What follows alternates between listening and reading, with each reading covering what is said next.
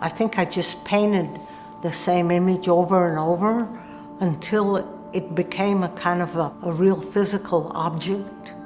And I made so many because I was always adjusting them. I wasn't really copying, I was always tuning, never erasing, never really changing. I try to use an image because it attracts you to the painting. You know, you want to go in the painting. But the painting is not a window. The painting has its own reality. Well, I used to call the image the skeleton, you know, on which I build a painting. And then the painting often has a kind of an emotional quality to it. It's like taming an outside image for the inside.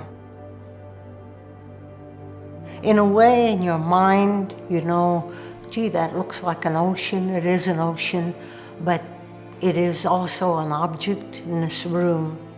And it is an object that's made by somebody. I mean, you could say that's an expression, but I'm not interested in telling stories, you know. I like the two-dimensional support. I like the fact that it's on the wall, that you can walk right by it. You don't have to snag your clothes on it. You don't trip over it. You don't have to look at it. And it's very frontal somehow, like you have to find your place to it.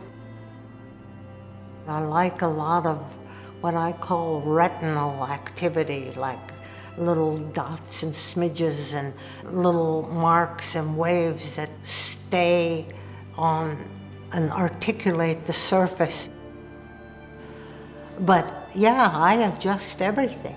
I adjust everything to the reality in front of me, not to any other kind of imagined truth or anything. Sometimes I think that the only part that I think is of any value is the making itself. And the things about it that are interesting is that you're making something that is basically unsayable, even though I seem to have a million words coming out of me right at this moment. But you have to see the work, you know.